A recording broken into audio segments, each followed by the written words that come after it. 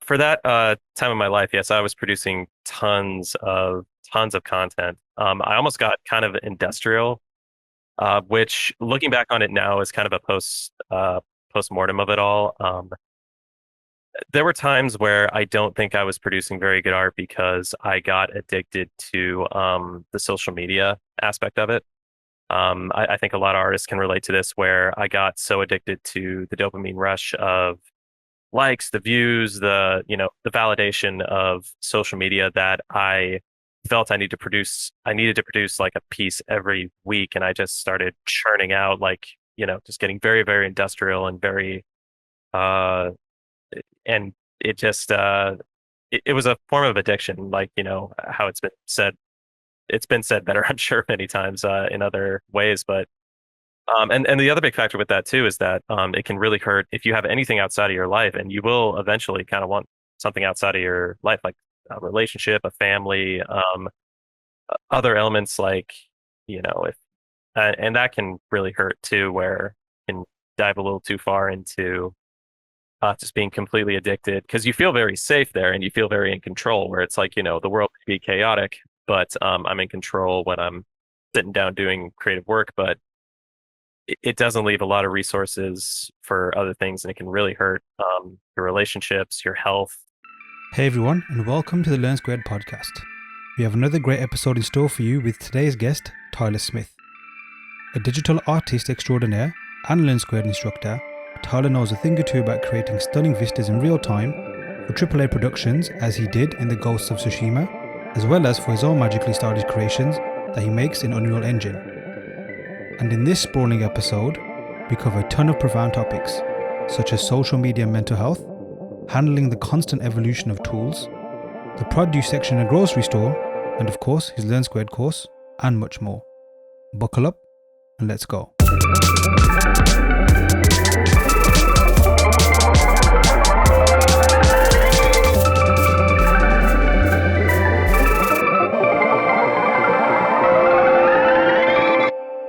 Hey everyone, welcome to the Learn Squared podcast, and today's guest is the awesome Tyler Smith, who's also our newest Learn Squared instructor, teaching stylized environments in Unreal.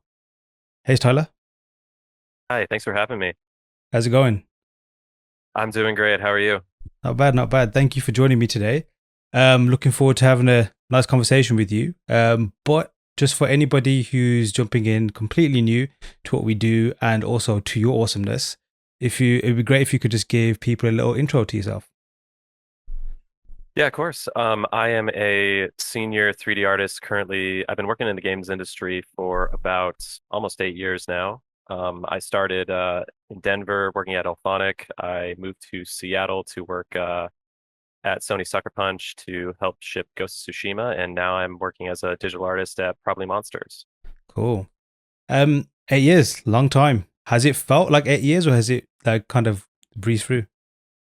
Actually, a lot of changes happened. So I think the 8 years do kind of add up in that logical way because when I was first starting out, when I was interning, I was still painting the scratches onto like rocks and stuff. Right. And someone was coming out where it's just like, oh, there's this algorithm now that will like detect edges and put like Hmm.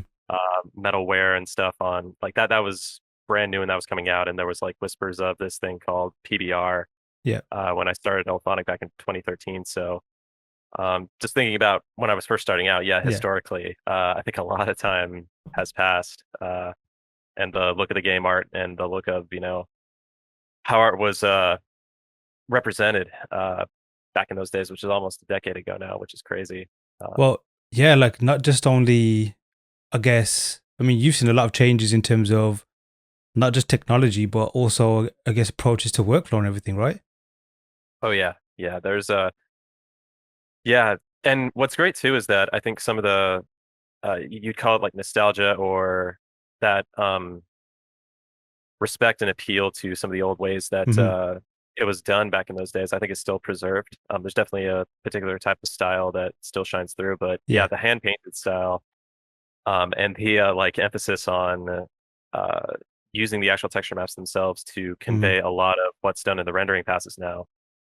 Um, it was all just kind of hand painted in there and laid in there. And now the engine kind of automates all that. So it's interesting to see. Like, what would you say is the one thing that's kind of stuck throughout? I guess since your time in the industry, that kind of hasn't changed. It's a really good question. I think, see, I think emphasis on the foundations of good composition and Mm, appealing storytelling. Um, so the fundamentals that have always been there and what I was kind of learning when I was going to art school and everything like that, that is still showing through. Definitely the mm, tools and techniques have changed and rearranged, but if you opened up a document on how to like make a good character, how to do a good character in appealing landscape, hmm back in 2010, a lot of the notes I think would be very similar to something you'd read or watch now, like on YouTube or on Discord. mm. And yeah, some of the things you touched upon there are also things that feature in your course as well, which we'll definitely get to later. But what I'd love to touch upon first is your beginnings. So you've always worked in the games industry, is that correct? Correct, yeah. And what made you head in that direction in your career? Like, what was the thing that kind of got this ball rolling for you? Um, it was kind of just the luck of finding the right place to get an internship because when I was going to school, I went to a art college called the Rocky Mountain College of Art and Design Hmm back in Denver, Colorado. There, a lot of the teachers came from the film and animation industry. hmm So when I had my reel and I had my portfolio, it was mainly based on wanting to get a job kind of out in LA in the film or animation industry. hmm And I was looking for any kind of internships at the time because I wasn't getting any luck with getting any breaks out on the West Coast. hmm So luckily, there was a company called Direwolf in Denver that specialized in sort of a Blizzard Riot style hmm stylization for the art they were doing. So when I got that internship, I really started learning the ropes fast because the teachers at my school, they were very talented, had a lot of really great stuff to teach, but we were just, and this kind of shows the amount of time that's passed too. I mean, the game art hmm curriculum was just beginning to roll out, Yeah, and it yeah. was very, very much in its infancy. So the best way to learn was to just like get an internship at a game studio and start learning the skill set there. So once I developed that, my portfolio kind of shifted and started getting more game art in it. I got a couple more internships that following year, and then luckily got a break to work at Ilphonic when they were starting their project, which was a couple of their IPs that we're working on. Worked on Star Citizen for a little bit. Worked on Cool. a couple other games. Worked on Friday the 13th. So hmm that's kind of how it started there. Cool. And what about the like early days? Like, was games something that you had always had an interest in, or were there kind of other things for the younger Tyler to kind of like, like that would get your attention? Yeah, games were yeah, video games were a big part of my childhood growing up. Yeah. Um, definitely, definitely a biggest that really great escapist kind of uh, sensation and passion when I was in middle school, high school, and going into college too. hmm Yeah, that was a huge factor. I think what's kind of funny is nowadays people always ask me, it's like, "Hey, do you game a lot?" And Yeah. I've become so analytical in how I think when I see them that it's a little bit harder for me to um, get in that really immersive mindset when I play because I'm just Mm. all I'm looking at is the ground textures or the atmospherics or I just want to put it on the easiest mode possible and just stop and Yeah. the enemies might be attacking me, but all I want to do is just focus on this like aspen tree that they made Wow. and it's like, oh, I had to make that. That's like, I Uh, guess, another thing in itself, right? Like kind of playing games to then making them is kind of changed your, like your, I guess, your experience of them, like you just explained, is more now become about like analyzing these different, other creations as opposed to experiencing them. Um, like, does that kind of help you in your professional life as well, or does it kind of maybe detract you a little bit? It definitely helps me in my professional life. I would say it is a bit of a trade-off because the other thing I have a huge passion for is like animation, Mm. just anything with that. And because of that, I've noticed that uh, whenever I'm watching like animated films with anybody, I got to be a little careful because I can easily turn into the analytical mindset is very hard to shut off Yeah. for me. And so and it's a bit of a trade-off. I think that that is a serious thing to consider, which is that, if you delve a little too deeply into this, and I know other like people who are writers, other people who are animators and filmmakers, and it's like, yeah, once you get that, where you completely understand how everything is made and how it's Yeah. all being done, it's very hard to shut that part of your mind off when you're experiencing something. And you can definitely find like new passion for it, Hmm. and but it might isolate that other part that you had when you were younger, which is to just be taken for the ride and just Mm. at it completely from an emotional, immersive perspective. So, Um, what were like the first kind of games that really had an impact? Because, like, as kids, same thing with myself. Like playing games as a kid, it was just as profound as like having a toy for the first time and all the other stuff that kids do, right? But there's always that one game that kind of like grabs your attention that is a bit beyond than just entertainment or just a bit of passing the time, right? What was or what were those kind of games for you starting off? yeah, I think for that, when I first started off when I was really young, I was kind of hooked in by the immersion of some of the very early Tom Clancy shooters, like Okay. the 1999 Rainbow. Let me see here, 99, 2000, 2001. Some of those tactical ones like Rainbow Six, Ghost Yeah. Recon, Yeah. and then and it's kind of the sign of the times too. I was like a young kid growing up in the suburbs Hmm. post 9/11, so it was kind of that Yeah. era and everything. And then as it kind of moved on into that 2007 year where the 360 launched and a bunch of really amazing titles came out Mm. there. So that's what really launched it too. I think is like Assassin's Creed, Oof. Mass Effect. Yeah. The one that I can think of very recently uh, in the last, let's see here, 6 years that just absolutely hooked me is like, wow, this medium is really an amazing medium for feeling emotions is the game Abzu. When I played Okay. that, Never heard of that. Abzu is Abzu I think is my favorite game, I would say. It was created by the art team that or the art director that worked for that game company that made Journey. Oh no, tell a He lie. I've just seen it. My daughter plays it on the Switch. Yeah, yeah, So she had it for like a Christmas present, and yeah, yeah, that's something else. Yeah, yeah, I get what you're saying with that. But sorry, yeah. continue. I It's just interrupted then. Apologies. Oh yeah, no worries at all. It's yeah, the experience that you get playing that I think is something that I've been trying to hit with the art that I do Oh yeah, you whenever can I see the set out. similarities there. Yeah. Yeah, it's just a really amazing game. I'd recommend it to anybody. Uh just as far as the sensations that I feel when I play it and everything, I'd say that's the one. And that's the one I relate to the most, I think, because it's the freshest memories of a game that's really Mm. captured me emotionally. So that's how I see it. Yeah, that is that game for sure. It's not like it is an experience unto itself. And it's very very well made in terms of I guess like the mechanics and the sound design and all of that kind of stuff that really brings you into the world that they've made. And you said it's by the same people that made Journey, right? Yeah, it's the art director and Oh, right. Okay. art. I don't know how much of the art team or the art visual development team because I know that game company is a pretty small team. Hmm.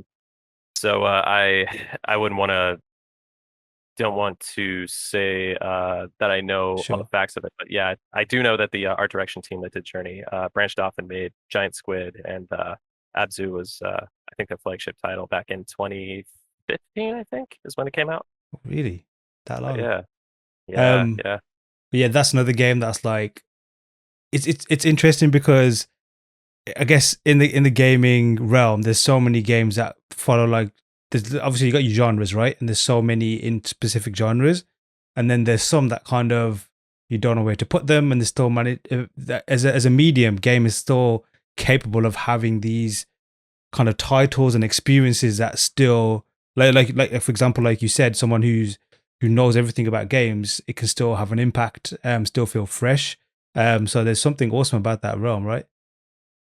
Definitely, yeah. And yeah, I can see a little bit this the trend of games where you just want to kind of escape and find a Zen sort of state. Mm, I've noticed a lot of streamers, a lot of channels on TikTok and stuff like that. They're all kind of latching more onto to being in a game environment and to feel that sense of being at peace or getting those sort of emotional rushes of feeling zen, feeling centered, feeling connected to a world, mm, rather than like in competition or just straight out in combat with the world. Um, and I think that's a really cool opportunity that can open up a lot of expression with this medium uh, that you for could see. sure, for sure. Yeah, it is kind of like maybe an evolution is probably the best way to describe it in the sense of I mean, and there has been before for the last probably decade, even longer, where like a lot of games have become more cinematic. They're kind of blended with film, or at least with the storytelling element, as opposed to like you just said, the gaming element, which is about top scores and hitting targets, and like playing another player, to the point where it's kind of taken adopted little aspects of different other mediums and kind of branched into its own little world, with its own experiences. Um, Like, and where do you think this has come from? Like, obviously, technology has advanced.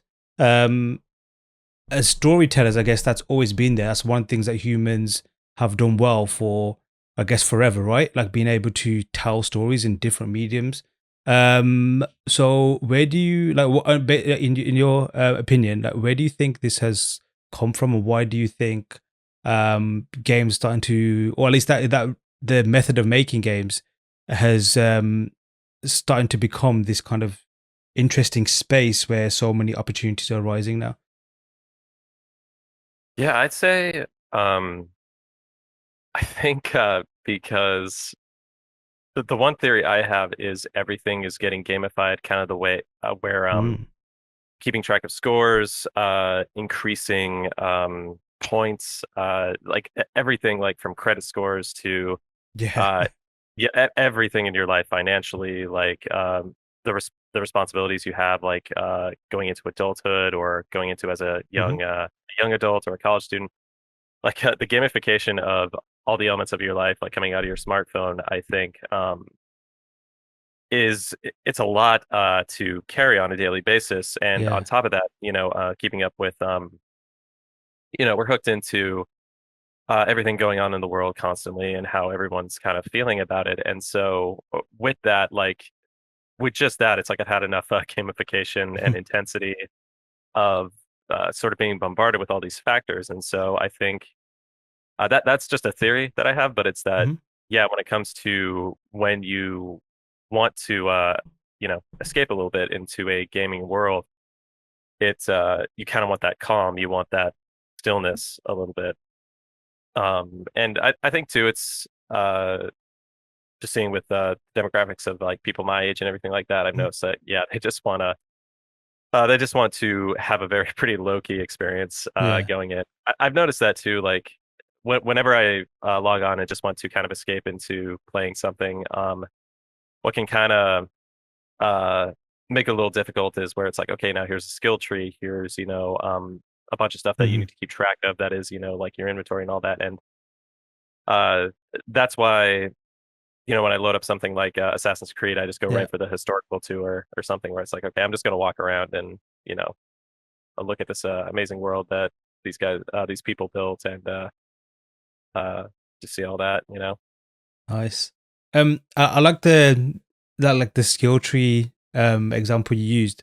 Because that's a bit like creativity as well, right? Like learning skills and even just the art medium. Like there's this huge vast skill tree of different skills you can like learn and get good at, and then not all of them can be possible to maybe achieve in like a sensible time.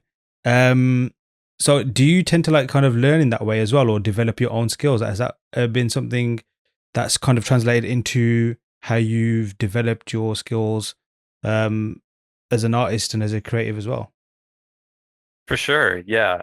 I think one of the biggest challenges for people when they want to learn is wanting to kind of see what it is they want to do and where their passion is, and Yeah. then pursue that. Definitely the toughest factor is you have that anxiety of like, I just want to be hired and get into the Mm, industry. I just want to work in this industry and get paid to do what I love. And yeah. so there's a lot of pressure where it's like, okay, what skills do I need to learn Hmm. in order to achieve that? Um, and I think uh, the problem that can arise with that is you can easily kind of scattershot everything, and you can scattershot for too long. Like just to use an analogy of being like in a college scenario where you have freshman, sophomore, junior, and senior. Hmm. In your freshman and sophomore years, and I definitely did this too. It's like you're kind of trying a little bit of everything to kind of see where your passion is at. Hmm. And then in the junior and senior year, you kind of hone in on one particular skill set or one demographic of art that you want to make, and then Hmm. you hone in on that and really sharpen up your skills on that. Um, and I think a big danger is that I've seen where people can kind of linger a little bit too long in wanting to kind of try a little bit of everything and try to be good at everything. Hmm. Um, and uh, and also the other mistake is trying to pick a category not because you're really passionate about, but because you think it's the smart thing to do to get Yeah. into the industry. Luckily, this industry is so big now that whatever you're passionate about, there's probably most definitely going to be a livelihood that will provide for you if you just pick what it is that you love doing and pursue that and really invest your time into it. Because for a while, like when I was uh, going about and learning everything, I mean, I tried doing character art Hmm. for a while and then kind of came to that conclusion where it's like, um, the character art route, I just don't think my passion is in it, and I feel like it just Hmm. doesn't. Also coming to an honest, conversation with myself too, where it's just like I just don't think like that X factor, that talent, I just don't think I have it when it comes to character art, like other people do. And kind of just having that conversation and being like, I love creating environments that Hmm.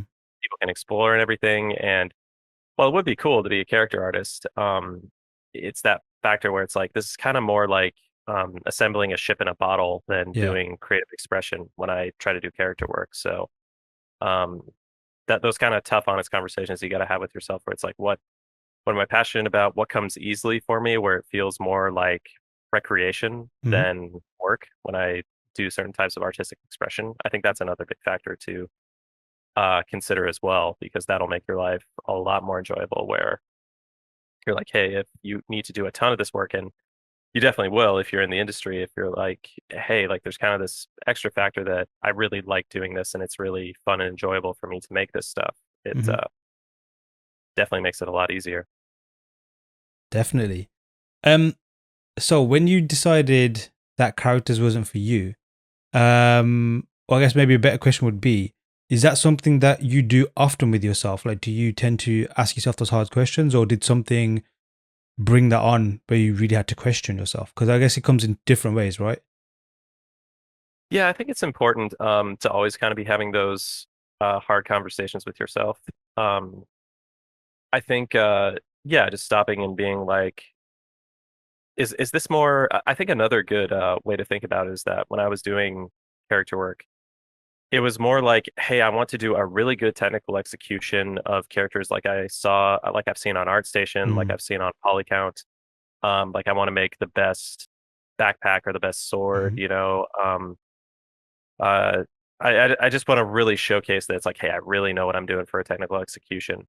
But my mind wasn't really in that sort of really sweet spot where it's like, oh, wouldn't it be really cool if we had a character that did this, or wouldn't it be cool if, mm, like getting in that mindset where it's more like, I want to make something really cool, really neat. I want to really express like, wouldn't it be awesome if this part of the story did this? And I was kind of stuck in that mindset of just like, hey, I just want to make sure that, the topology is looking good, that mm, the sculpt is really solid and really clean. Now you obviously you do need that when you're being a really great character artist, mm, but um it just wasn't quite there. Whereas with environments, that comes very easily for me, where it's like, Mm, okay, you do the technical execution of, the trees, the rocks, the environments, and then like my mind can go to, yeah, but wouldn't it be cool if we told the story like this, or like, mm, what mm. if we tried this lighting scheme, like that kind of thing, or what if we tried implementing this VFX work? So, um, always keeping in touch with that. I think that's a very important thing, especially like going on in years, is very much keeping in touch with that part of your mind that's very enthusiastic Mm. about creating cool art. Um, Yeah. and sorry, my screen went black there Oh for no, a it's okay. second because It's I okay. hadn't touched my mouse for like 20 minutes. I thought my computer had shut off. I'm sorry about that. That's all good. Um, yeah.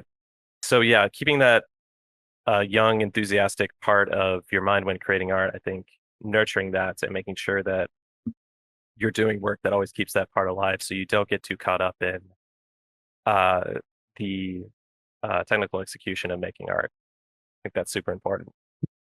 100%. And I think that's very well put as well because, like you mentioned, there's a lot of awesome aspects of, I guess, the creative process and different elements that you can easily specialize in. But it's also, you got to be careful that you can easily get lost in those things. And before you know it, you could completely be lost and have not developed a specific skill set in a specific area. Therefore, when it comes to like you mentioned, being a professional and getting work and making a living off this, because as you said, that there are opportunities out there and you can make a living out of this. Is not just something that is, like it's only like although it is, I guess, kind of niche compared to the different kind of other vocations in the world. But like you mentioned, there is work out there, so you can get work from this. But at the same time, it is important to, if you do find something that you do enjoy, definitely double down on it if possible, because not only will you'll get good at it, you'll also enjoy getting good at it as well. Um, but with your environment, I mean, I'd love to touch upon that in a minute because your work is phenomenal. Just even at first glance, then when you look at it in detail and then when you just absorb it properly, it just gets better and better each time. Um, but like, where did the enjoyment from environments come from? Was that something that, because like you mentioned, that was always there for you? Was that always kind of like a backup plan for you? Or did that kind of just come about whilst navigating yourself through characters? Thank you. I really appreciate the kind words for the work I do. That really means a lot. I uh, I think the passion for environment work has always been there. And I think I've always had it since I was a very little kid. To Mm, get a little bit analytical as far as where I really found it. Yeah, it's always been there because luckily I grew up in Denver, Colorado, and one of our natural history museums that we have here, mhm, the diorama work of all the different like biomes and different all the different biodiversity that the planet has. We managed to get very lucky and had some very, very talented painters, sculptors, taxidermists, all working to create this museum here in wow. Denver. If anyone's traveling in to Denver, Colorado, check out the Natural History Museum or the Museum of Nature and Science. It's a really cool place to go. And I think that really captured me because my dad would take us every quite a bit, and Yeah. I think that's where I really got the fascination. Was at a very early Wow. age, just seeing these really amazing worlds that you could just like put in a box, this little like 20 foot by 20 foot box, and you could Mhm. just like stare. And it's a really cool sensation. And obviously, that's a very, very old form of expression of a 3D space, sort Yes. of encapsulated. And as I started to get more into digital work, I really held on to that and kind of get that sense of like, it's really cool that we could just like put this entire world in this like little, uh, like portal, and you can just look into it and explore it. So that sort of passion always stayed with me with Mm. whenever I have set out and created any kind of environment work or anything like that. Wow, that's a great origin story. for your Thank environments. you. Thank you. And how has that developed since? Because obviously, as a child, getting inspired, I guess a lot of it maybe at the beginning was more like just stuff that sat in your brain like subliminally, right? And then some that just wowed you like viscerally straight away.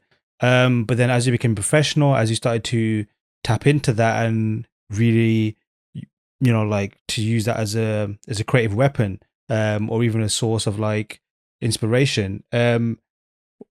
Like how did you begin to nurture that, and what other kind of things were you doing to ensure that when you were working on environments, you pushed them to their absolute limit, which is what you clearly do in your work?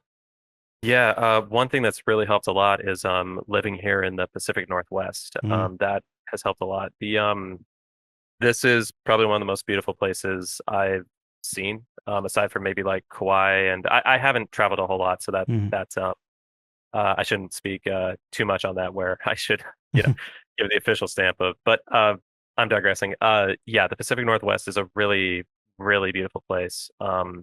It's this spot where we get a lot of rainfall. I mean, I hope that we're trying to protect it with climate change and everything. mm, I'm digressing again, but yeah, the forests, the mountains, and the ocean here are really gorgeous, and mm, it's about a 3 hour drive anywhere from Seattle down. So I can go from the downtown of Seattle, and 3 hours later, we're out on the Olympic Peninsula, where we have these old growth temperate rainforests. We have small pockets of never been logged, giant cedar mm. forests. We have the Pacific Ocean and these uh, temperate uh, these temperate cedar and conifer forests Wow, in this area. It's a really breathtaking place to be. And every time I go out, I just get completely rejuvenated. wow. Just some of the beaches that we have, like just standing on the shore and just taking it all in. It's very, very easy to get um, overwhelmed with Mhm. ideas sometimes that you have to kind of keep track of them all. Uh, so that definitely, and just here too. I mean, you don't have to be next to a particular place in nature. It definitely helps. Another thing too is just knowing where to look.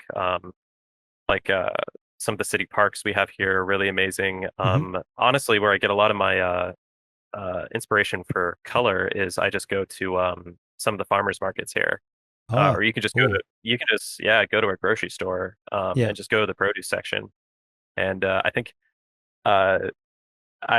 it's easy to forget that it's like, oh man, how do I get good color composition? It's like if you just go to a grocery store, man, like food packaging marketing and just food marketing in general, like they have that down to a science. They have it completely figured out where it's like, what colors are appealing, what colors get that emotional rise out of you. All you have to do is like go to the produce section in a grocery store and you'll be like, oh yeah, like you'll just be completely blown away if you kind of look at that section again with all the beautiful color compositions that you can see. That actually makes complete sense. And like even if you just look at those, produce in this natural environment, I mean, they actually evolved to stand out, right? Like to get the attention. So Yeah, it just makes complete sense to tap into that as well and use it in your own art. So yeah, that's like you mentioned, you're very analytical. That is a genius way to use your analysis. yeah, definitely. Um, so like when you got into studio, how was that like for you? Like, I know you mentioned you started off as an intern. How difficult it was it getting that internship, or was that something that was kind of like they were offering? Like, what was that process like for you? Yeah, they were offering. It was hard, but I mean, I had a really wonderful mentor. I had Mm. two really great mentors. I had Nate Storm, who worked at Direwolf. Another internship, I had Michael Ingracia, who had his own internship set up that I worked at too. It's luckily I was young enough where I was able to put in lots and lots of hours and work very, very hard. I Mm. was kind of at that state in my life where it's like, just graduated from college, had a lot of energy to burn. Mm. So um, there's a lot of technical know-how to learn and a lot of I think it's a lot of patience too, because Mhm. you're kind of given, assignments where, and luckily I had kind of matured enough at that Mm. point to just be like, okay, you're just painting the scratches on this rock, or you're making Mhm. this one stalactite, and you're gonna make this one you're making this one stalactite, and it's like, well, you need to do this until you kind of get it and understand, Mm. what makes, good form and a game asset and everything like that. So it's a combination of very intense learning and intense patience and Mm. understanding that, you kind of stick with it until you sort of connect and make it Yeah. click with what needs to happen. Um, and that was, back in the day. And luckily, I think, with the course that we've made on Learn Mm. Squared, and it's a lot easier to isolate and present, where it's like, okay, these are the factors we can, um, instead of doing a trial and error process where it's like you kind of have to stumble and fall a bit until you get it. We can isolate and be like, okay, this is the factors of what makes it important. Mhm. Here's examples of what makes, the important factors of when you're making a game asset, and we can just, cut through a lot of the trial and error and stumbling and failing and learning. Mm. So with with the modern courses and everything like that, like it just is a huge, it's like getting in an HOV lane and just like going from 10 miles an hour to like 60 miles an hour, Yeah. versus like when I was going through it, it was a lot of start and stop and like rush hour Yeah. traffic, I think, to get my head wrapped around it. I mean, like one thing, I'm coming at this as an angle as a concept artist, so we definitely take like a lot of shortcuts, and we definitely abuse the packages that we're given in terms of like software and stuff. Um, but with gaming, this is from my perspective, it's always been about, I guess, efficiency, economy, and being very clever and knowing how to get the most out of the tools, right? Yeah, definitely. It's a big factor that is still that's still uh yes, you definitely have to keep that mindset whenever Mm. you're making any kind of element or aspect to the environment that you yeah, it's a limitation, but I think it's a limitation that breeds a lot of creativity, Mm. which I think is great. Um, and there are tools that are making it a little bit easier these Mm. days, where, like an example would be like in UE4, like generating LODs, or levels of detail, Mm. where the mesh gets smaller and smaller in poly count as you pull the camera away from it. Mm. It used to be you had to make those yourself. Mm. And now UE4's LOD generator is, I mean, it's pretty spot on. There's not a lot that you could do by hand that would sort of surpass that. Mm. So luckily, I think it's very slowly working its way where you can be a little bit more where you want to do creative expression, but Yeah. I think that's still a long ways off, where you Mhm. still need to have a good mindset of understanding where limitations are, where you have a budget essentially Yeah. for the content that you can create in a certain amount of time. And when you were just started out in studio, like how obviously you were training in that to be in that field, but how much did you actually like? Were you prepped for how much work you needed to do and how much knowledge you needed, and like, how much did you actually learn on the job, um, as well? Like, did you learn more on the job that you never that things that you never expected to, or were you kind of like in the back of your mind thinking, okay, I anticipated this, I knew it was going to get to this level, and then you just went ahead with it. Yeah, there's you definitely learn a ton on the job. I think you learn kind of uh you obviously learn how to work with a team, how to work with a pipeline, which is great. I mean, the experience of that, you can't really beat it working in a studio. Hmm. As far as learning new ways to kind of express the medium, like try out new experiments and stuff like that, I was always trying that outside of my job, just to see like, okay, with this new UE4 engine, like what can be done with it? How Mm. far can it be pushed?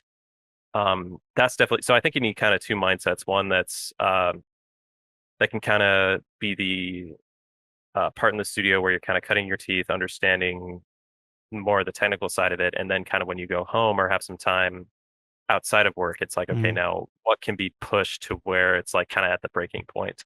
Because luckily you're not shipping a game usually, so you can kind of do some smoke and mirrors. You can kind of bend and break the rules a little bit.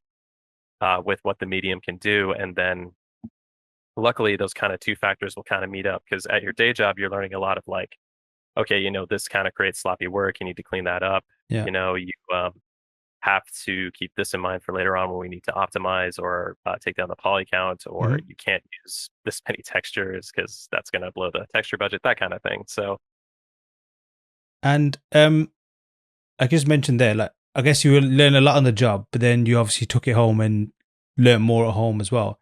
How many hours are you putting in a week, and still do, I guess? there were times where I was working almost, yeah, this isn't really the case as much anymore, but Mm, there was a time where I was very obsessed with working pretty much every waking hour. mm. So when I would get home, I would get on, I'd like reluctantly eat, reluctantly sleep. Um, and for that time of my life, yes, I was producing tons of content. Yeah. I almost got kind of industrial, Okay. which looking back on it now is kind of a post-mortem of it all. Right. There were times where I don't think I was producing very good art because I got addicted to the social media aspect Mm-hmm. of it. I think a lot of artists can relate to this, where I got so addicted to the dopamine rush of likes, the views, Yeah. the validation of social media that I felt I needed to produce like a piece every week, and I just Mm, started churning out like, just getting very, very industrial and very uh and it just it was a form of addiction, like mm. how it's been said better, I'm sure, many times in other ways. But Yeah. and the other big factor with that too is that it can really hurt if you have anything outside of your life, and you will eventually kind of want something outside of your life, like a relationship, a Yeah. family, other elements, like if and that can really hurt too, where Mm. you can dive a little too far into just being completely addicted, because you feel very safe there and you feel very in control, where it's like, the Yes. world can be chaotic, but I'm in control when I'm sitting down doing creative work. But it doesn't leave a lot of resources for other things, and it can really Mm. hurt your relationships, your health. As you get older, that's another thing too, is Yeah. you start becoming less bulletproof, and that'll start to take a toll because so that very cliche answer, it's all about a balance of Mm. life and work. And I mean, when you're young and have a ton of energy and don't have a lot of, other factors in your life that are really distracting, I mean, yeah, just totally go for it. But that does eventually um, have to change, and Mm. sometimes if you don't stay on top of it, that change can be pretty painful. Or by the time you're ready to change, some permanent damage can be done. Mm. Um, Yes. so it's a just always have honest conversations with yourself and surround yourself with good people who will be honest with you on that and let you know, like, hey, don't get hung up completely. Yeah. And this is very hard because, us as artists, we tie a lot to, our expression. It's our main way of Yes. communicating. So it's hard to detach, where it's like, well, that's a huge part of my identity. And Yes. I don't really feel very comfortable sort of breaking out of that and trying to express myself in other ways. Like I'm uh, on the spectrum for autism, so I feel Mm-hmm. pretty uncomfortable with social scenarios, with other ways of expressing and communicating with Yeah. people. So it's been kind of a journey of uh, detaching and trying other elements of experiencing life in people. Wow. That's a bit of a long-winded answer, I know, No, no, but it's a great answer. yeah, yeah. And like you did kind of answer it there, but what kind of made you snap out of it?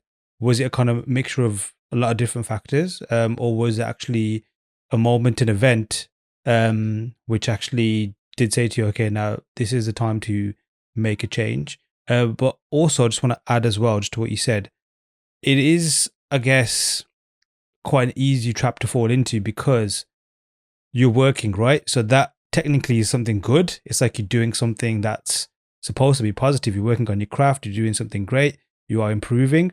And I guess you can easily see from there how people can potentially be blind or oblivious to something that can actually become quite eventually poisonous to your lifestyle, to even your work itself, like through something like social media. especially when you're kind of like I said, they're doing something that is considered, at least as you probably started off, as a positive thing, like a something that is considered like like healthy. Um, but yeah, like what made you snap out of that? To add on that, if your addiction makes money, it makes it like 100 times more Oh dangerous. yes, yes, That's yes. Good you can point. so easily, yeah, you can easily hide behind that shield of just like, look, this thing that everyone says I'm addicted to is, it creates money, so how could it be a bad thing? Yeah. There was no like, I don't think there was a big definitive moment. It was just a lot of little moments and Mm, a lot of pain. I have a very amazing, supportive fiance that mm, um, was able to help me through it and kind of had to take some of the burden of that she didn't mm, deserve as far as, and it's tough. I mean, if you choose to share your life with a person as an artist, it, it can be it can be a very tough thing because I think some of the older, more painful ways that those relationships were handled was, it's like Maestro is working, or mm. you know, he is, he's locked away or jacked into his workstation and Yeah. cannot be disturbed. That whole thing, Yeah. and that can still be done. It just needs to be done with, honest communication. But I think like it's easy to kind of fall back into some of those older and sort of, I guess, toxic narratives of just like, look, what I do is very important and I cannot be disturbed or Mm, distracted from it. And you should understand that. And I think going forward, kind of into the future, and with some people, I think it is like, it can be very naive, I think, where, if you're young, you fall in love with someone and want to share their life with them. And I definitely fell into this where you're very naive and like, hey, I'm sure it'll all work itself out. mhm, But, in a simple like work day where it's like, hey, you have a limited amount of time, a little limited amount of resources, and uh how do you balance that properly? How do you keep, that sensation that you feel, alive and well, and how do you not, slowly burn down your life is, mm. one factor. What's way more dangerous is you slowly erode your life around Yes. you. Kind of Yes. that's the really dangerous one. I think Where you make erosion is a good example. That's probably more accurate. We use a lot of the word, the phrase crash and burn. And I'm sure we've all experienced burnout. But like, yeah, you're right.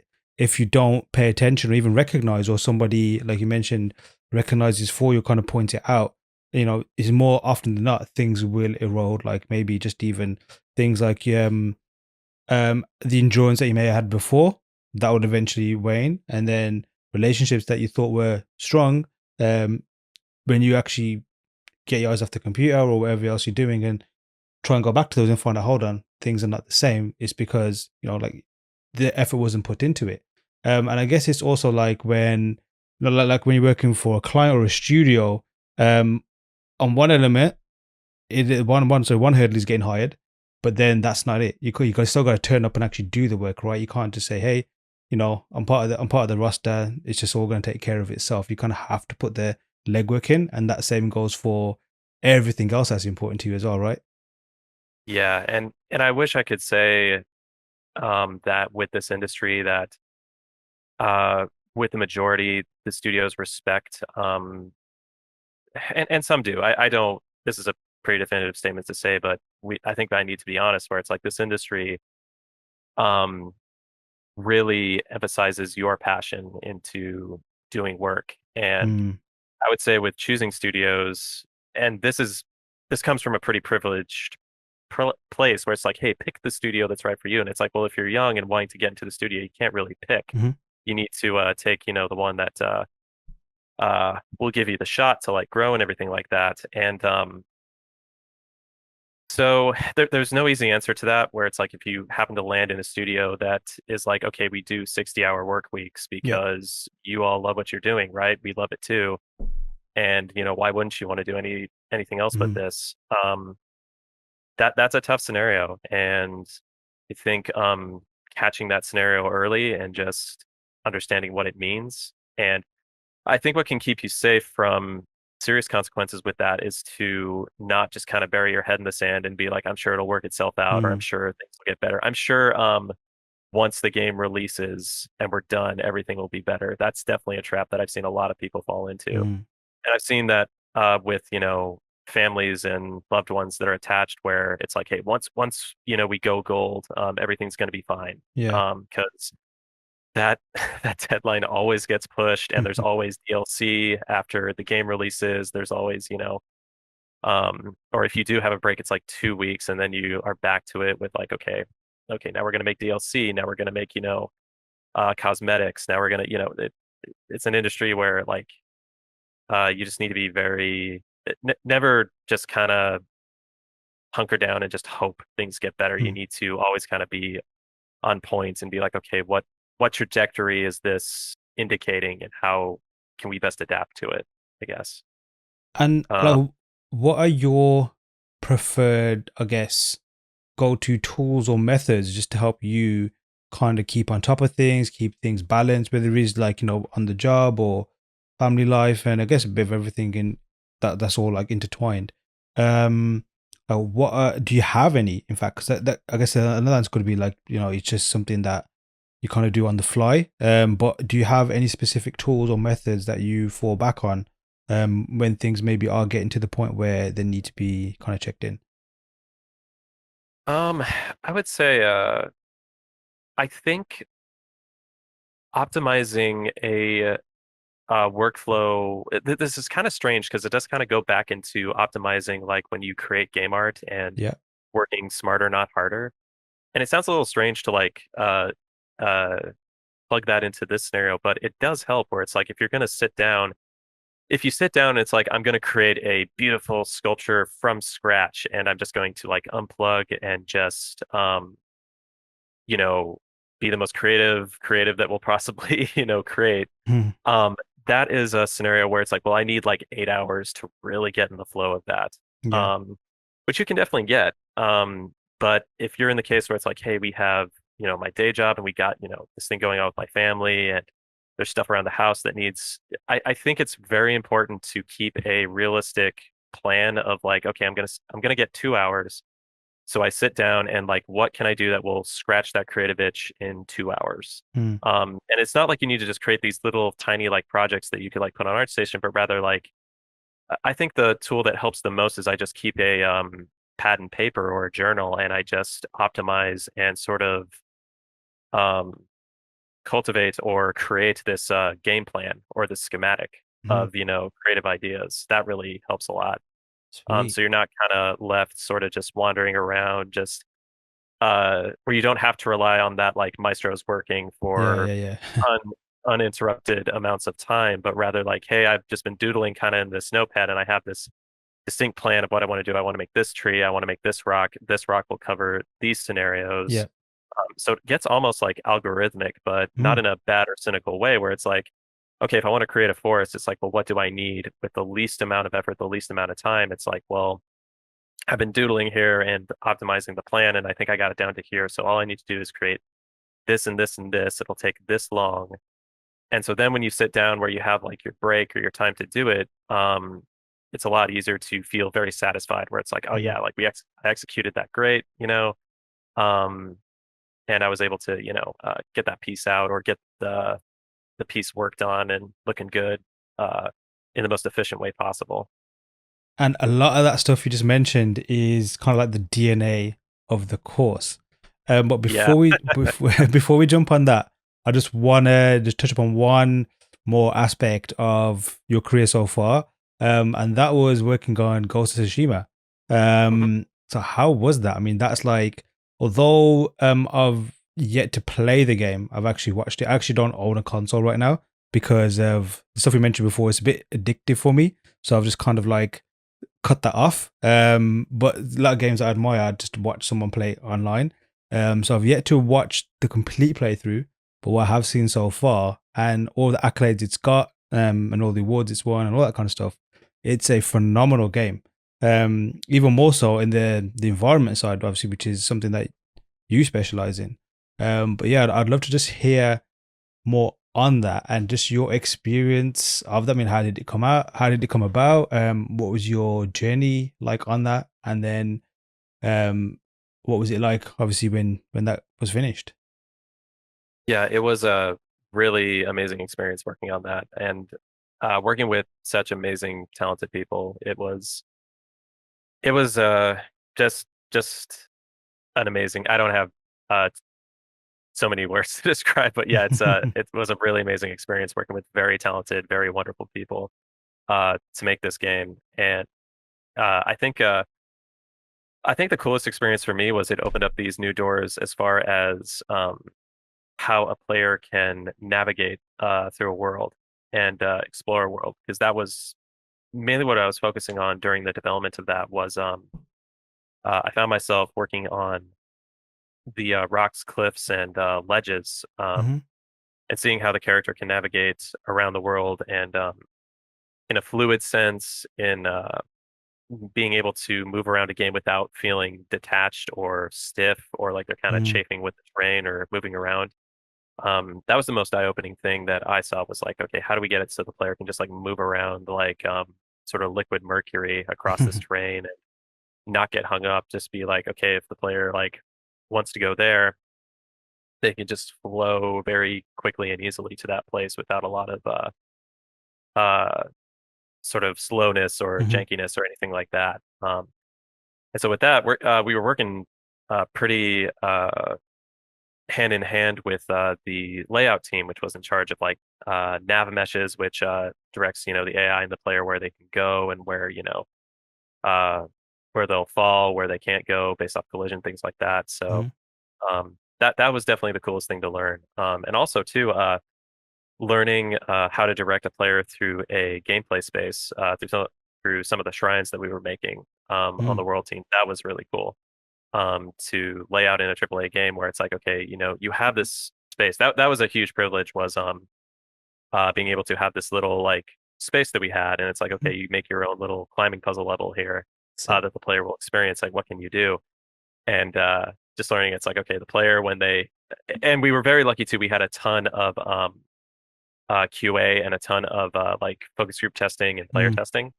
So it was like, okay, the player's looking here. The player like is jumping up and going here. A lot of players are looking in this area, which is not what we wanted, or like, hey, that's awesome. They're looking here, which is what we Mm. wanted here. Um, that was a really cool experience to see too. Is just like, okay, if a player navigates through a space, what exactly is going on, and how are they able to look where you want to look, go where you want them to go, Yeah. um, experience what you want them to experience, and what tools do you have at your disposal that can help them do that. How do you not get overwhelmed by that? Like, just listen to that. It sounds like a lot of moving pieces and a lot of elements and factors involved. Um, like, how do you not get overwhelmed by It's how do you do that? that? Um, I think it's just isolating. You can break it down. I guess you could break it down kind of algorithmically, I guess a little bit too. Is Hmm. like, you know, um, you just view where it's like, okay, like with this playthrough, we'll focus on, collision to make sure they're not bumping into Right, anything right. or bumper carring too bad, or like on this one.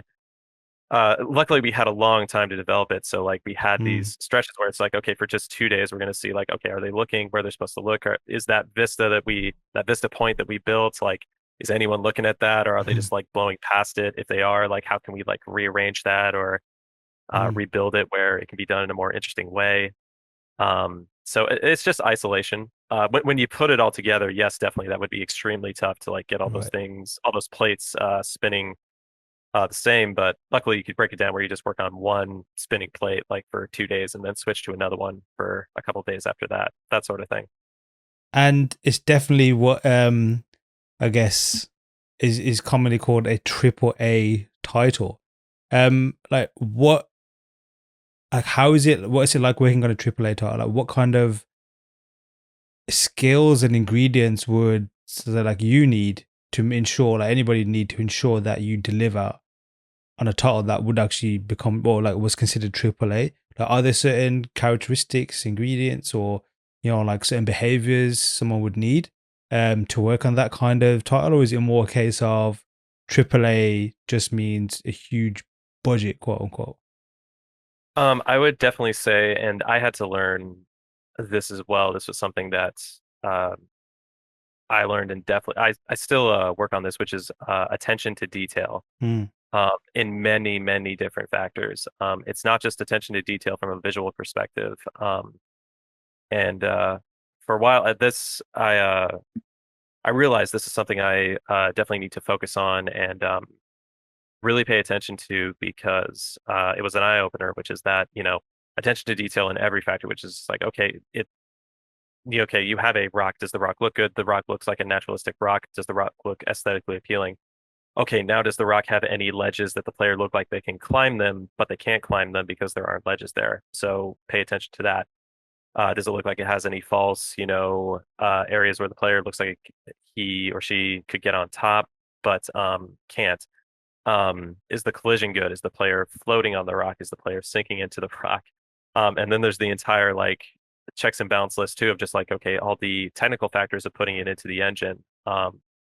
Because these big AAA games, I mean, they run on being masters of polish and mm, masters of, making sure everything runs like a Swiss watch. And so with that, it's a mindset you definitely need to have where it's like, look, there's a lot of it's kind of like with putting an asset into the engine, it's kind of like doing a final checklist when you're about to like take a 747 off the runway or something like that. It's kind of like that yeah. where it's like, cross check, making sure, and people are counting on you for that. So I definitely had to kind of learn some lessons the hard way and look into that where, Mm, it's like just because it looks good and that gets you the interview, that gets you in the door and everything. Now you need to learn the factor where it's like, hey, people are counting on you with this, where it's like, hey, are these assets going to go into the engine cleanly, efficiently? Are all the boxes checked? Are all the cross checks done? So that's definitely a mindset that you need to be prepared for with working in AAA. sweet. Um, And how has that fed into your work, your own personal work? it, like attention to detail is always great because it can train that part of your brain to hyper focus in on a lot of factors where it's like, okay, if you want to sit down and do a uh, focus on an element of a particular type of material or a particular type of storytelling Mm, with a place or something, it definitely helps that part of your brain where it's like, okay, now let's really do the research and really delve into how much is there. There's so much under the surface than meets the eye when it comes to yeah. like, okay, if you want to do like a velvet trunk, something like that. It really trains you with that. It really trains that part of your brain where it's just like, okay, like it's a leather and velvet trunk. It's like, Mm, well, okay, like why did it get that? What companies built that? Like what time period is it from? What was the mm, technology at the time? Like it really helps ramp up that part of your brain. And when you do more of that, more stories can kind of pop in from a creative sense. mm, Where it's like, okay, like this trunk was from the 1860s. What was going on in the 1860s? Like where would this be? What was the technology at the time? So then what, problems mm. would have happened to it as far as like it getting damaged or somebody spilling something on it? What were people drinking back in those days? Like, if there's like a gash or something, what would cause that? Like what Yeah. were it transports you kind of to a time and place where you can really take in a lot of detail and Wow. therefore create a lot of cool story opportunities. So with your work or your personal work, like on your portfolio, um, some beautiful environments, very eye catching, Thank you. almost like therapeutic as well, just to look at. Like they're mesmerizing. Like you can just look at them all day long. Obviously you've kind of mentioned earlier on like where that inspiration comes from, and a lot of that's from your childhood, a lot of that's from exploring nature, and I guess like like untouched nature as well. But yet your work is very very stylish. Where does that where did that come from? Like that style of yours, or that wanting to capture environments and tell the stories that you tell within your environments in this kind of aesthetic. I think with style, and how I like came to that particular type of look, I do think it all came subconsciously. Mm. Um, I think it just came to that sort of what is it? The Marge with the potato. I just think they're neat. That's my favorite like Simpsons quote is like it is as simple as that. I think with in a way, I think like sometimes the imperfection, because for a lot of times at my day job we were following the PBR pipeline, which is Right. very it's mathematically broken down to where it's like, okay, you have this much roughness or glossiness for this material. Like it's Mm. all put up in this almost like elements chart of like this is what everything, Yeah, yeah, yeah. meant to be. And it's interesting because I might digress a little bit in this interview to where technology is going with automation, with AI, with Yeah. all that stuff, because I think it's a really important factor to play into with that. But yeah, I think with just kind of trying to build a material system and a particular type of uh, expression for, a shape or a particular uh, subject matter. Mm. Um, Let me see here. So, like, yeah, with a current project I'm doing right now, like, I want to do a sculpture of a reef shark. Mm. So it's like, yeah, you look at a lot of reference, you look at the anatomy, you look at, okay, here's the anatomy, here's the forms and everything like that. But then it's like, once you gain all that information, it kind of goes back into the last where it's like, the more information you take in, the more that you can work an emotional attachment to that information, I guess, would be Mm. the factor. Where it's like you can analyze data like crazy with your mind, where it's just like, okay, you just take in all this data, be it anatomy of, creatures, people, materials, how ecotopes work and stuff like that. But then Mm. you attach, your emotions to it.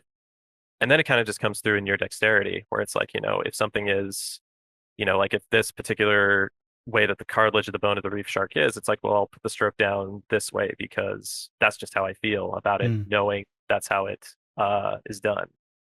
And that's kind of where the style comes from too. Or like with the materials that I have with the environments in UE4, it's like, I know that the trees go out this way. So, I mean, I'm just going to create the shape like this because it just kind of feels like that. And I just think it's neat. Mm. And luckily, where I'm working right now at Probably Monsters, they're amazing. Where they really emphasize that case of like it just looks cool, like Mm. And I feel like there's going to be a big revamp of that, and I'm really glad that that's kind of resurfacing again in game art because I think we're kind of seeing the twilight a little bit on like make stuff look really realistic. Mm. There was a huge passion for that, and I think it still will be there, but that's getting automated at a very fast rate right Mm. now with the Quixel suite with UE5 and everything. It's Mm. the case where it's like, well, if you want to make something hyper realistic, like it's kind of getting all encapsulated by the Quixel suite, Mhm. UE5, AI dilated pipeline. And so now you're just left with like, okay, what looks really cool, what would surprise Mm. someone, what gets that emotion across. So that's kind of where it sits right now, I'd say. Nice. And one thing, like initially, let's say again, completely unaware of your course and just your work itself, and just looking at, say, your portfolio and thinking, okay, I want to create something like this, and then obviously use it on Real Engine as well. Firstly, my first reaction would be, this is just going to be crazy complicated, crazy amounts of knowledge needed, and basically it'll probably just end up putting me off from wanting to even attempt it, at least in Unreal Engine, for example. Um, but then obviously as a nice segue into your course, the way you teach your course and the way you explain the different steps, yet still show that you can create something, say stylized, for example. But equally, if you wanted to go in a different angle, that same workflow would 100% apply and you can still get a different effect. Um, that like kind of in a way that you kind of see how the magic is made. But for me, that kind of made it more magical because it just shows to me like, okay, now this unlocks so much more potential of where, like I could take my art, for example. Um, so firstly, I just want to congratulate you on the course, just on the course release itself, but Thank you. also the way you've taught it. Um, like I really like the way you explain everything in the course. I like the way you break everything down. Obviously, just get the point across of the most important things you need, even including a couple of Star Wars references here and there that you get extra points for those always. Um, but like, what was your experience of making the course overall? Like, was it kind of like how, like your other experience as well? Like, you kind of like had your roadmap, you kind of figured out the kind of the beats you wanted to touch upon. Um, that was that kind of like straightforward, or were there a lot of challenges involved for you? Yeah, I think with this course, I really wanted to really address clarity with Mm, yeah, it was all about just clarity and taking away as much vagueness as possible because there's no doubt about it. Like this is a if you haven't done anything like game art before, this is a pretty steep learning curve to charge into.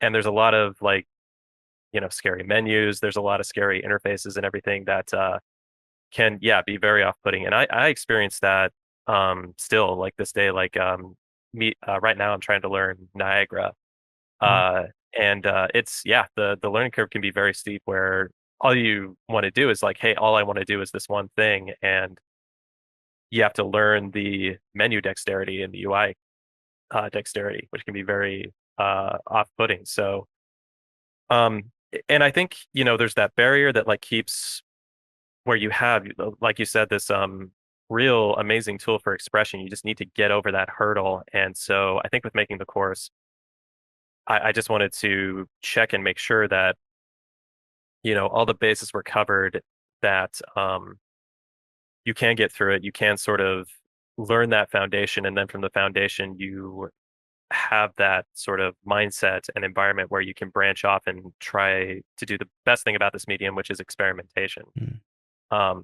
So that's kind of where I set up now with the course and with doing support for the course afterwards with anybody that has any questions. Because I know that because we cover so much ground, I know there'll probably be instances where I said like click this menu and someone's probably there. It's just like I don't know what that menu is and I can't find it, and I am literally stopped. I'm literally like blocked by this one thing, which is I can't figure out this one command. So I definitely have been there and know how frustrating that is. So that is definitely what I want to focus on is just knocking down those barriers and uh getting those blockers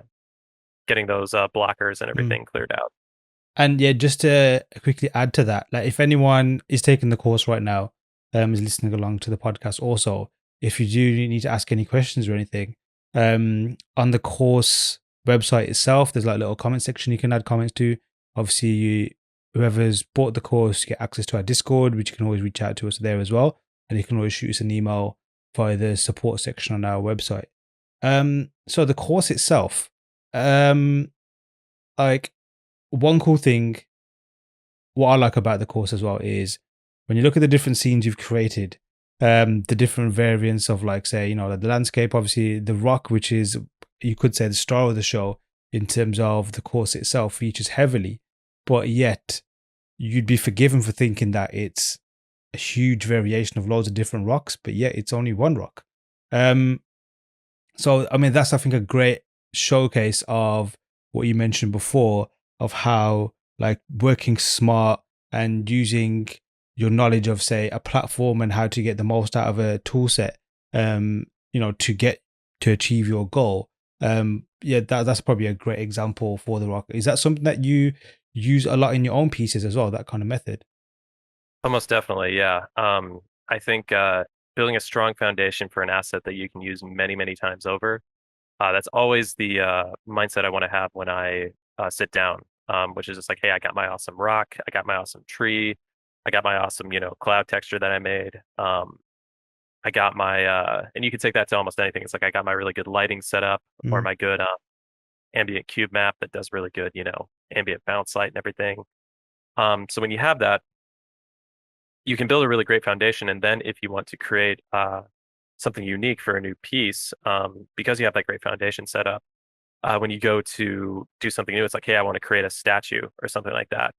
You already kind of have that mindset of just like, okay, I want to create a statue that can be used many different ways, where it's mm, like, hey, maybe I'll sculpt one expression. I'll do the like, happy, sad theater thing where it's mhm. like, okay, Yeah. on this one side, I'll do a different expression. On the other side, I'll do another, or I'll like do another, uh, little story with another sculpture on the back so I can like rotate it and just have all these different stories, and that makes a really great sculptural piece too. I think what's great for this is that because you want to use this piece again and again, it kind of does that extra boost where it's like, well, this piece is going to turn out really good because Mm, you just want it to just be packed to the gills with good features and interesting elements to it because you're going to be rotating it and replacing it at, mm, all in all these different scenes. So because of that, it kind of subconsciously puts this element where it's like, yeah, this is going to be a really good, portfolio piece when I'm done with it because it needs to carry such a big load as far as, mm.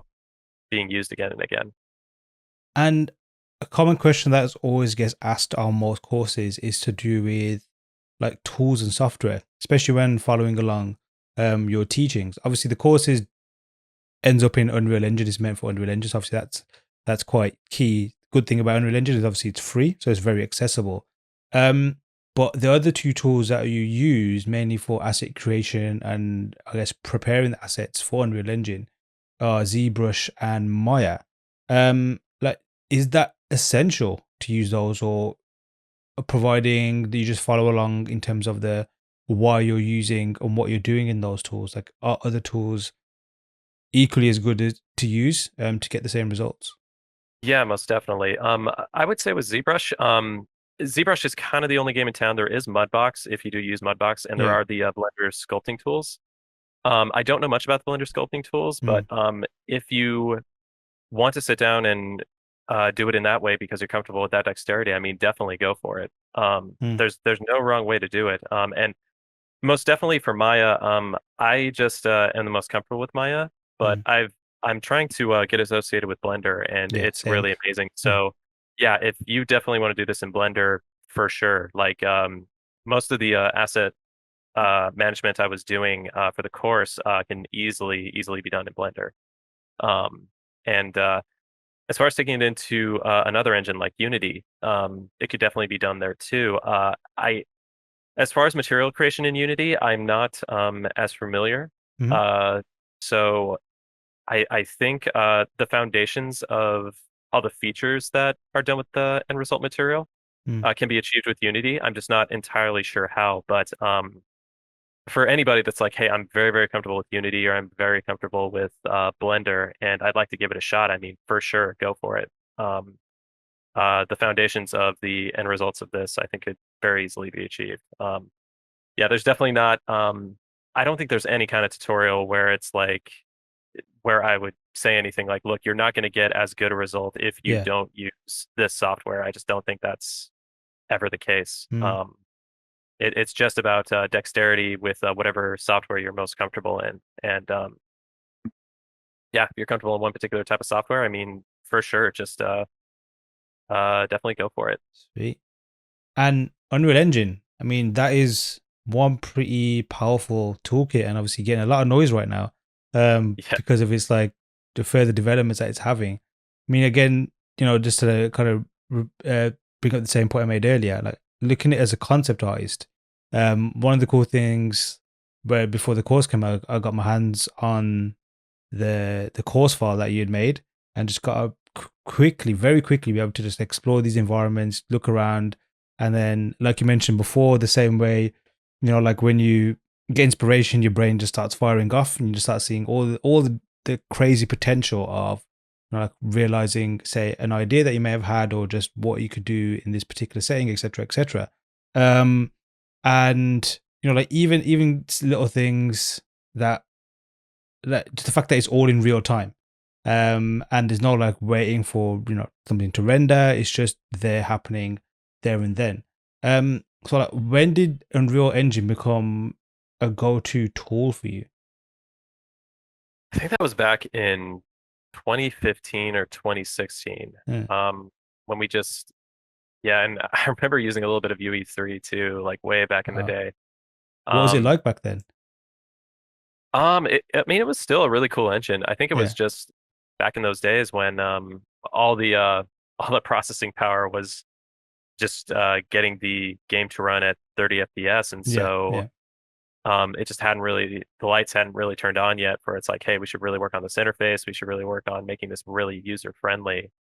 And it's been really cool to see that, yeah, you're essentially opening this thing that has the sleekness and user friendliness of like an iPhone app Mm. almost. It feels like where it feels almost more like a toy than a tool set, which is really cool. Uh, and yeah, it's an amazing tool where I think us as 3D artists, we have those huge advantages where it's just like, hey, perspective is updated, you Mm. know, real time. We can put that camera anywhere in game, get any kind of angle we want. We get to play cinematographer. Yeah. We get to have the lighting and shadows just, just swing around and do whatever shapes we want to do Mm. instantaneously.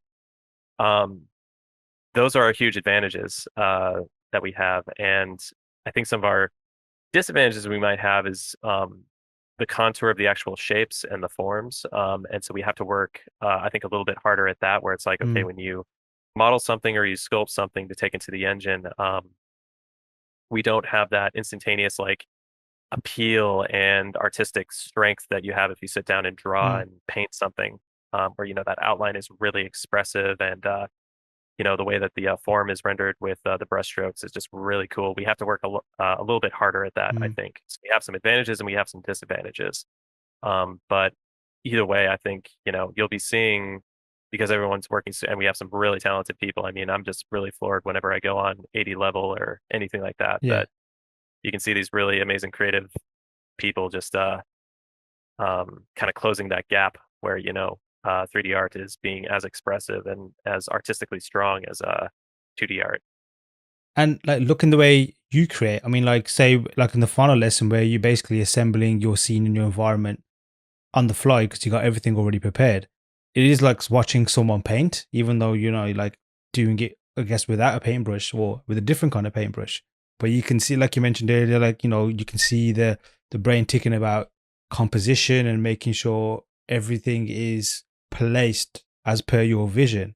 But in a way, like my take on it is, it's almost like a painting in reverse, like you mentioned about brushstrokes, etc. Um, like we can, I guess it's potentially a little bit easier just to work on form throughout, whereas you got to kind of do it at the beginning. But then as the course teaches, like the way you teach it in the course as well, the assets are perfectly done to the point where you can see when you're working on the assets, you're already thinking about the final step because I guess from experience that how if you do it in a not so correct way as you do it, then you're not going to get the desired result. It's kind of like in my head, it makes sense. Like it's painting in reverse. I don't know if that example does make sense to everybody else, but it's kind of like the same conclusion as I guess an artist would want to get, depending on whatever their medium is, right? So that's just want to realize that vision. Um, so like Unreal Engine, and based on obviously how you use it in your work as well, it looks like it's here to stay in your pipeline at least. But what is it about real time art for you that does like is basically it's your go to tool? I think it's the amazing flexibility of that the art can move, that the Mm. art you can look around and see it from a million different angles. You can push the W key and go into it. Yeah. Uh, and I think that is the really cool element of it is that you can take a look at the 2D image that you see, and then like you can actually move and see it as a living, breathing thing. Yeah. Um, that is the really cool factor, I would say, and it moves. It can interact with things that you do to it, like the interactivity.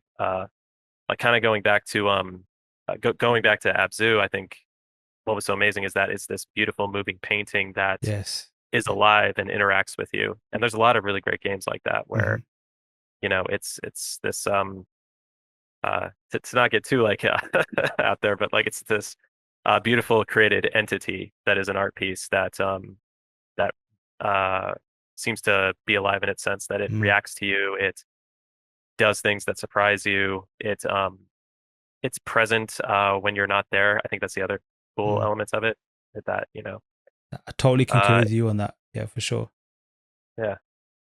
And I guess not to give too much away, um, but that's I guess something that will probably be helping a lot of people to achieve on your next Learn Squared course, right? For sure. Yeah. We really wanted to, or I really wanted to delve into kind of the next thing that makes game art so appealing and such a cool medium, which is, yeah, okay, so you've built this environment. Now, how can we get it so that, we get that really great movement? We get, uh, those factors of ambient effects, ambient visual effects going around and everything. So I'll be working on something there to, yeah, I'm really excited about that because that is a really, really fun, cool, and when yeah, it's like playing mad scientist, making stuff, like move and explode and, swirl all around and everything. And it's really fun to learn this kind of stuff. So I can't So, wait. so for anyone taking this course, once you are done with it, sit tight. We've got something else awesome on the way, just to take your creation to another level. And I just want to get your point, I guess, before we wrap up, just on Unreal Engine itself, because obviously UE5 is making a lot of headlines recently. And this course is UE 4 point, which version is it? I think it's 4.25. 4.25. Um, and obviously, some people have been saying, like, should I just wait for UE5 and just jump into that? Like, what advantages would somebody gain from like taking the course, or just taking the course and using this version into UE5, and just generally, like, what are your thoughts on UE5 overall? UE5 is going to be amazing. It's still very much in its infancy, Mhm. but it's making a huge splash. Luckily, if you have this course, you can get this course into UE5 in about, I'd say, 5 minutes. Wow. All you need to do is migrate. This is a little tiny minute tutorial in this course, but if you want to take those levels that were made, and then right click and under asset actions, if you go to migrate, you can migrate the files in that project into your UE5 project folder. And then when you open up UE5, you can just go from there. And with that, you'll get the Lumen real-time global illumination, which Mhm. will be amazing to play around with. And Nanite, which I haven't delved too much into Nanite, and just in my opinion, I don't think the industry is gonna really latch on to Nanite for a little while. So I Yeah. would just say for anyone doing portfolios, I wouldn't create any pieces where it's like, hey, I made it in Nanite. I think that we're not quite there yet. Mm. We will be. Just it's just not Why is quite. that? Um, I think it's because with the engines and optimization that the modern consoles have, Mm. it's just a little bit too in its infancy right now. Right, right, right. It's definitely going to happen, but it's still in a state where I think we're they have it out there and they have everyone playing with it. I think because they want to collect any bugs or Sure. problems Yeah, that yeah. uh, Nanite and Lumen is having right now.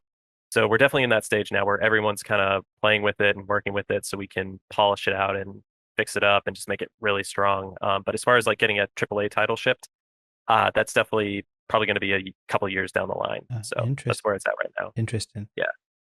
Tyler, I could speak to you all day, but we need to Yeah, likewise. wrap this up.